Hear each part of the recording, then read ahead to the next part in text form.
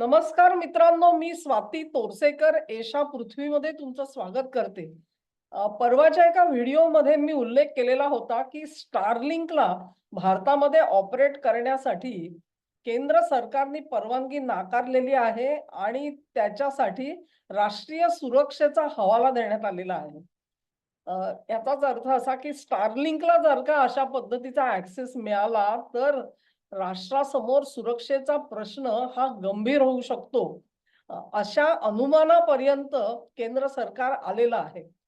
हे अनुमान जे आहे ते आपले रॉचे माजी प्रमुख श्री पराग जैन यांनी एक रिपोर्ट दिला आणि त्या रिपोर्टनुसार त्याच्यामध्ये हे नमूद करण्यात आलेलं आहे. हा रिपोर्ट अत्यंत क्रुशल ठरला, महत्वाचा ठरला आणि त्यानुसार केंद्र सरकारने त्या सल्ल्यानुसार हे निर्णय घेतलेला आपल्याला दिसतो आहे. तर त्याची थोडीशी बॅकग्राऊंड आपण बघूया. तो जो रिपोर्ट आलेला आहे त्याच्यामध्ये असं म्हटलेलं आहे की युक्रेन युद्धाच्या पार्श्वभूमीवरती तुम्ही जर का विचार कराल तर युक्रेननी ड्रोन्स पाठवले रशियामध्ये. हजारो किलोमीटरचं अंतर पार पाडून हे ड्रोन रशियापर्यंत पोहोचले आणि त्यांनी यशस्वी हल्ले तिथे केले. त्यांना अगदी पिन पॉइंटेड त्या ठिकाणापर्यंत जाण्यासाठी गायडन्स उपलब्ध होता. आता हा गायडन्स कसा उपलब्ध होता? तर तो स्टारलिंकमुळे उपलब्ध झाला असं या रिपोर्टमध्ये म्हटलेलं आहे. म्हणजेच ड्रोन युक्रेनचे आणि त्यांना गाईड कोण करत होतं तर स्टारलिंकची जी इन्फॉर्मेशन आहे ती लिंक जी आहे ती लिंक त्यांना गाईड करत होती त्या ड्रोनला कुठल्या मार्गाने जायचं आणि तुमचं जे डेस्टिनेशन आहे ते तिथपर्यंत मारा करण्यासाठी काय काय करावं लागेल, मार्ग कुठचा घ्यायचा वगैरे वगैरे सर्व गोष्टी ह्या तिथून त्यांना मिळत होत्या. म्हणजेच त्या ड्रोनमध्ये एक रिसीव्हर आणि त्याची व्यवस्था होती. जो सॅटेलाइट कडून येणारे सिग्नल रिसीव्ह करून त्याचे इंटरप्रेट करून त्यानुसार आपला मार्ग तो ठरवू शकत होता. रशियामध्ये काही स्टारलिंकची सोय आहे अशातला भाग नाहीये. पण मग स्टारलिंक हे का करू शकली? तर स्टारलिंक ह्या कंपनीचे आजच्या घडीला अवकाशामध्ये 10,000 हून जास्त सॅटेलाइट आहेत. एवढं जबरदस्त जाळं त्यांनी उपग्रहांचं तयार केलेलं आहे, की संपूर्ण पृथ्वीला त्यांनी घेरून टाकलेला आहे. पृथ्वीचा असा कुठलाही भाग नाही, की तो त्या सॅटेलाइटच्या देखरेखीमध्ये येत नाही.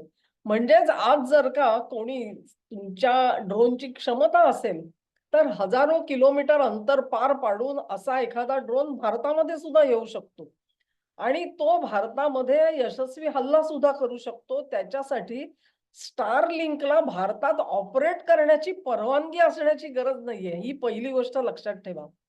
तेव्हा याचं कारण काय? तर त्या ड्रोनमध्ये ती सॅटेलाइट मधून रिसीव्ह करण्याची क्षमता आहे आणि Starlinkने ती उपलब्ध करून दिलेली आहे. त्या युक्रेनच्या ह्याला. आता युक्रेनमधलं युद्ध जे आहे ते एक प्रकारे अमेरिकाच युद्ध लढते आहे. त्यामुळे अमेरिकेने स्वतःचे जे रिसोर्सेस आहेत Starlink सारखे ते त्याच्यासाठी वापरले. तर आपल्याला आश्चर्य वाटायला नको. पण अशा पद्धतीने ही यंत्रणा वापरून हल्ले करता येतात. ही गोष्ट मला इथे नमूद करायची आहे. याचाच अर्थ असा, की तुम्ही Starlinkला भारतात ऑपरेट करण्यासाठी परवानगी नाकारली, म्हणून तुमच्यावरती असे हल्ले होणार नाहीत असं नाहीये. हा जर का भ्रम असेल कोणाचा, तर तो पहिला आपण बाजूला केला पाहिजे. मग नेमकं केंद्र सरकारने हे करून काय साधलं? हा दुसरा प्रश्न येतो. त्याच्यासाठी मी तुम्हाला इराण युद्धाकडे नेईन. इराण युद्धाच्या पार्श्वभूमीवरती तुम्हाला आठवत असेल, ज्यावेळेला अगदी पहिली सगळे ते हल्ले झाले, 28 फेब्रुवारीपासून सुरू झालं आणि त्याच्यानंतर इराण सरकारने पावलं उचलून संपूर्ण देशामधलं इंटरनेट जे आहे, त्याचा गळा करकचून आवळला. अशा पद्धतीत, की लोकांना इंटरनेट उपलब्ध नाही अशी परिस्थिती झाली. आणि त्याचं कारण तेच होतं एक प्रकारे लोक उठाव करतील आणि अ, सरकारच्या विरोधामध्ये आंदोलनात उतरतील वगैरे, वगैरे. त्यांच्या काहीतरी त्यांचे प्लॅन असतील. त्यामुळे हे सगळं अंतर्गत उठाव, बंडाळी होऊ नये म्हणून त्यांनी इंटरनेटवरती आणि दुसरं एक असतं, की अनेक वेळेला अफवा उठवल्या जातात. खोटे-नाटे व्हिडिओ प्रसृत केले जातात. तेव्हा त्याच्यावर सुद्धा आळा घालायची अ, गरज होती. एकदा इराणनी स्वतःच्या इंटरनेटवरती अशा प्रकारे नियंत्रण आणल्यानंतर लक्षात आलं, की अजूनही इराणमधून काही व्हिडिओ बाहेर पडतायत आणि काही बातम्या बाहेर पडतायत. तेव्हा त्याचा शोध घेतला त्यावेळी इराणच्या लक्षात आलं, की चा वापर करून Starlinkचा वापर करून हे व्हिडिओ हे बाहेर पाठवले गेलेले आहेत. आणि मग त्याचा पुढे तपास झाल्यानंतर लक्षात आलं, की पाकिस्तानच्या हद्दीतून इराणची आणि पाकिस्तानची हद्द जोडलेली आहे. त्या हद्दीमधून Starlinkची इक्विपमेंट्स इराणमध्ये पाठवण्यात आलेली होती. आणि ती ॲक्टिव्हेट केलेली होती आणि त्याचा वापर करून एकदा तुमच्याकडे Starlinkचं इक्विपमेंट असेल, तर तुम्ही सॅटेलाईटशी संपर्क करू शकता आणि तुम्हाला इंटरनेट उपलब्ध होतं. मग तसं इंटरनेट जर जेव्हा उपलब्ध झालं, तेव्हा आतले काही व्हिडिओ हे बाहेर येऊ शकले. ते लक्षात आल्यानंतर इराणनी लगबगीने कारवाई करून ही सगळी Starlinkची इक्विपमेंट्स जी काही अंतर्गत देशापर्यंत पोहोचलेली होती, तिथपर्यंत पोहोचून ती सगळी ताब्यात घेण्यात त्यांना यश आलं आणि मग त्यानंतर तुमच्या लक्षात आठवत असेल, की इराणमधून असे व्हिडिओ बाहेर पडणं, हे थोडंसं दुरापास्त झालेलं तुम्हाला आता दिसेल.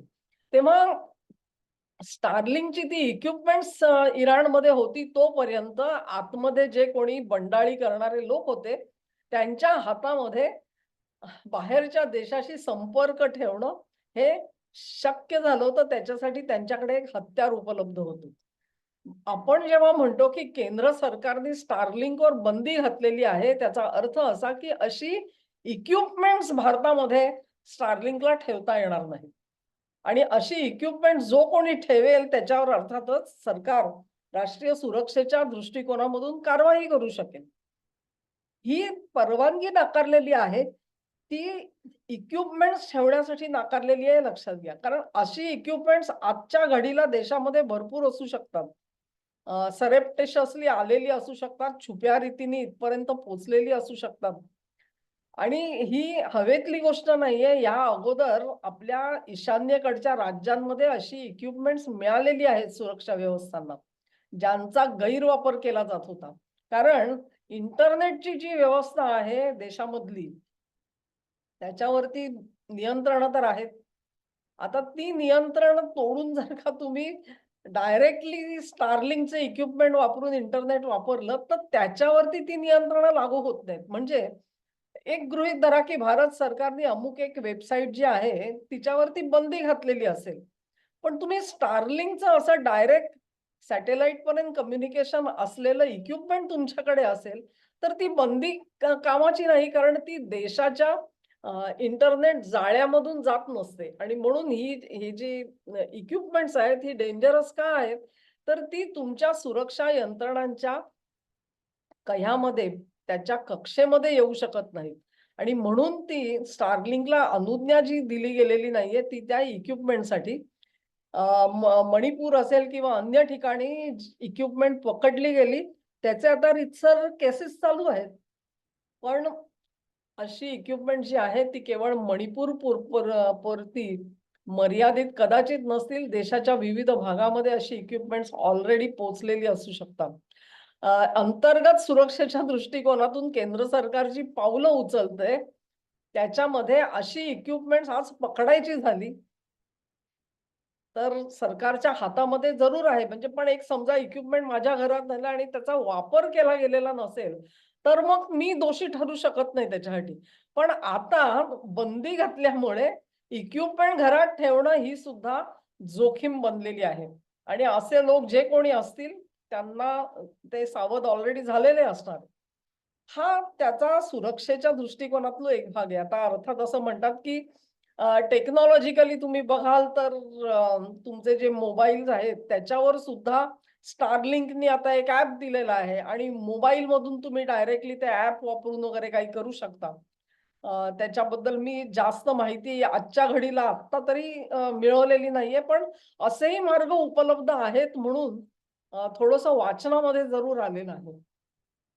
सांगायचा हेतू हाच आहे, की केंद्र सरकारने जे पाऊल उचललं त्याची प्रचंड मोठं काहीतरी भडक काहीतरी झालंय, असं समजण्याची गरज नाहीये, परंतु एक दिशा आपल्याला मिळू शकते. मग प्रश्न असा येतो, की जर का हे सुरक्षेचा प्रश्न हा जर का असा गंभीरता आहेच, पण तुम्ही जे पाऊल उचललेलं आहे, त्याची परिणामकारकता ही जर का मर्यादित असेल, तर केंद्र सरकारने हे पाऊल मुळात उचललंच का असेल? असा माझ्या मनामध्ये प्रश्न आला. आणि मग तिथे आपल्याला थोडीशी उत्तरं वेगळी मिळायला सुरुवात होते. मला आठवत असेल 2023 साली एक हिंडनबर्ग रिपोर्ट प्रसिद्ध झाला अमेरिकेमध्ये आणि त्याच्यामध्ये अदानींवरती काही आरोप केले गेले आणि त्याच्यात कंपनीचं जे व्हॅल्युएशन आहे म्हणजे त्यांच्या ॲसेटचं त्याच्यामध्ये भरमसाठ वाढ कशी दाखवली गेली आणि अयोग्य पद्धतीने मार्केटमधून कर्ज उचलली गेली, डिबेंचर्स म्हणू आपण किंवा बॉन्ड्स म्हणू. असे आरोप त्या हिंडनबर्गच्या रिपोर्टमध्ये आलेले दिसले आणि त्याचा इतका गवगवा झाला, की आपल्याला माहिती आहे मोदी आणि अदानी यांचं कसं गुळपीट आहे. हा एक काँग्रेसचा त्यावेळचा अत्यंत आवडता आरोप होता आणि बेछूट सुटलेले होते सगळे. त्यानंतर मग सुप्रीम कोर्टाने त्याच्यासाठी एक पॅनेल बसवलं आणि त्याची पूर्ण चौकशी झाली आणि त्याचे रिझल्ट काय आले आपल्याला माहिती आहे. पुढे 2025 मध्ये हिंडनबर्ग कंपनीच गायब झाली. ती बंदच झाली. मग तिने आधी काय केलं आणि ही कंपनी किती बदनाम होती आणि ह्या अगोदर त्यांनी अशाच पद्धतीचे रिपोर्ट कसे मिसलीडिंग काढलेले होते. ते तो इतिहास सगळा आपण बघितलेला आहे. 2024 साली परत असाच एक हल्ला अदानींवरती केला गेला आणि त्याचा मुहूर्त महत्वाचा होता.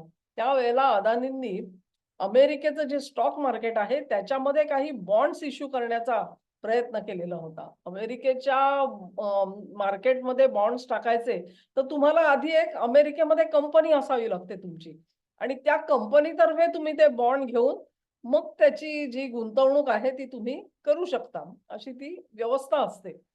तेव्हा अदानींनी तसा प्रयत्न केलेला होता कारण त्यांचा बिझनेस वाढता होता आणि त्यांना भांडवलाची गरज होती. आणि ती बाजारामधून असे बॉन्ड्स काढून पुरवण्याचा त्यांचा प्रयत्न होता. यावेळेला असे आरोप केले गेले, की अ, ती जी न्यूयॉर्क ज्या स्टॉक एक्सचेंजमध्ये जी बॉन्ड रेज करणारी कंपनी आहे, त्या कंपनीची सबसिडियरी भारतामध्ये आहे, म्हणजे अदानींचीच कंपनी. ह्या सबसिडियरीनी भारतातल्या सबसिडियरीनी सरकारी अधिकाऱ्यांना लाच दिली आणि त्याचे आमच्याकडे रिपोर्ट आहेत, त्याचे फोन कॉल आहेत, त्याचे WhatsApp मेसेज आहेत, अमुक आहे, तमुक आहे. त्याच्यामध्ये अदानींचे अधिकारी कसे गुंतलेले आहेत, वगैरे, वगैरे सगळे आरोप करून त्यांच्यावरती थेट कोर्टामध्ये इंडाइटमेंट आणली गेली. इंडाइटमेंट म्हणजे चार्जेस फाईल झाले. आरोप केला गेला. मराठीत सांगायचं झालं तर.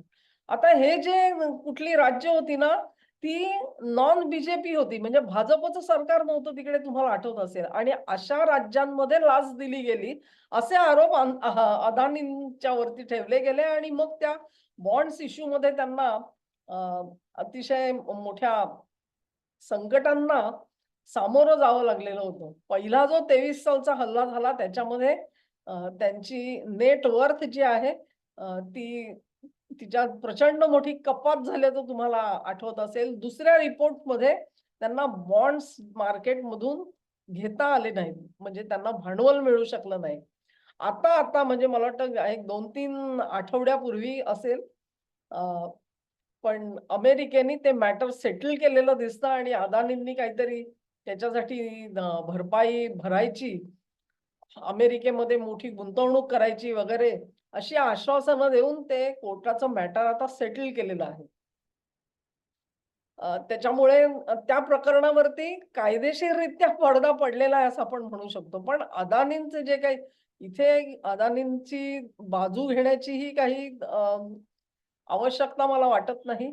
मी फॅक्ट्स आहेत त्या तुमच्या समोर सांगते कारण त्यांनी तिथे सेटलमेंट केली जे काही ती भरपाई देऊन कोर्ट केस त्यांनी बंद करून घेतली. ही वस्तुस्थिती सुद्धा मी तुम्हाला इथे सांगितलेली आहे. आता गंमत लक्षात घ्या, की 8 जूनला इलॉन मस्कच्या कंपनीने स्टारलिंकने आणखी सॅटेलाइट अंतरिक्षामध्ये पाठवले आणि त्याचा प्रचंड मोठा गवगवा झाला आणि कंपनी कशी फार मोठ्या व्हॅल्युएशनच्या दिशेने चाललेली आहे. म्हणजे असं म्हणतात, की त्यांचं एमच मुळी किती $1.75 ट्रिलियन आहे. 1.75 ट्रिलियन म्हणजे काय मित्रांनो? भारताची अर्थव्यवस्था आज आपण म्हणतो 4 ट्रिलियन आहे. त्याच्या अर्धी जवळ-जवळ अर्ध्याहून थोडी कमी ही एक अमेरिकेची कंपनी आणि तिचं व्हॅल्युएशन असू शकतं का? पण तसा त्यांचा प्रयत्न चालू आहे.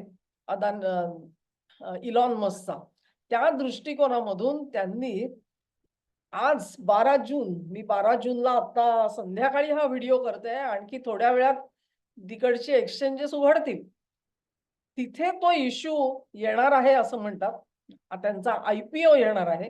Starlink ही अशी कंपनी नाहीये. त्यामुळे तुमचा X ही कंपनी आहे. तिच्यातर्फे ते केलं जातंय. X ही कंपनी कुठची? ज्यांचं Twitter सुद्धा आहे. पण इलॉन मस्कच्या त्या सगळ्या कारभारामध्ये ज्याला कॅश काऊ म्हणतात. म्हणजे Twitterमधून काही त्यांना फार मोठं उत्पन्न मिळतंय असं नाहीये. त्यांना उत्पन्न मिळतं ते Starlinkमधून मिळतं. आणि म्हणून Starlink महत्वाची आहे. ती दुभती गाय म्हणतो आपण. कॅश काऊ म्हणजे काय? तर प्रत्यक्ष हातामध्ये पैसा कंपनीसाठी कमावणारी जर कुठची सेवा असेल तर ती Starlinkची आहे. त्या Starlinkच्या भरोशावरती इलॉन मस्क हे स्टॉक मार्केटमध्ये जात आहेत अमेरिकेमध्ये.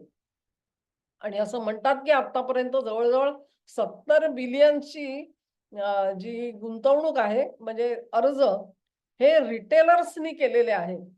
त्याच्यासाठी आय-पी-ओसाठी. आय-पी-ओ तुम्हाला माहिती आहे म्हणजे टर्म तुम्हाला माहिती असेल, की कंपनी जेव्हा नव्याने शेअर इश्यू करते त्याला आय-पी-ओ म्हणतात. इनिशियल ऑफर असते ती, पर्चेस ऑफर. आणि त्याच्यामध्ये नॉर्मली समजा म्हणजे आपल्या शब्दात सांगायचं झालं तर ₹10 चा जो शेअर असतो, तो कंपनी साधारणपणे 40, 50, 60 ला 100 ला विकेल का? आणि लोक तरी तो घ्यायला तयार असतात. कारण मी ₹10 चा शेअर 100 ला घेतला, तरी मला खात्री असते की तो कालांतराने 120, 130, 140 पर्यंत जाईल आणि मी माझा नफा तर असेलच. अशी जेव्हा खात्री असते तेव्हा खरेदीदार असतो तो ₹100 ला सुद्धा तो शेअर घेतो आणि कंपनीसाठी ते का फायद्याचं ठरतं? कारण दर्शनी किंमत ₹10 असली तरी कंपनीच्या खात्यामध्ये ₹100 जमा होत असतात आणि त्यामुळे ते पैसे वापरून मग कंपनीला आपली ऑपरेशन्स जी आहेत त्याची व्याप्ती वाढवता येते. हा साधा हिशोब आहे. तो आय-पी-ओ इश्यू जो आहे तो आज 12 जूनला येतो आहे. त्याच्यात रिटेलर्स कडूनच जवळ-जवळ 70 बिलियनची गुंतवणूक होणार आहे अशी आता सांगितलं गेलेलं आहे. पण इतक्या मोठ्या प्रमाणामध्ये पैसा त्याच्यामध्ये टाकला जातोय, की इन्स्टिट्यूट्सचा पैसा अजून त्याच्यामध्ये धरलेला नाहीये. त्याच्यामुळे आता Starlinkनी असं जाहीर केलं, की बाबा रिटेलर्ससाठी आम्ही फक्त 20% हिस्सा ठेवणार आहोत. बाकीचा 80% हिस्सा हा इतरांसाठी असेल. हे त्यांनी जाहीर केलंय. त्यामुळे हे 70 बिलियन जे आहेत ते फक्त 20% शेअर्ससाठी त्यातले राखले जातील. अर्थात मग उरलेले पैसे ते परत करत असतात वगैरे तो भाग वेगळा. पण आज ज्यावेळेला ही भारताची बातमी आली, की Starlinkला भारतामध्ये अनुज्ञा नाकारण्यात आलेली आहे. तेव्हा आज 12 जूनला त्या आय-पी-ओचं काय होणार हा प्रश्न माझ्यासमोर आहे.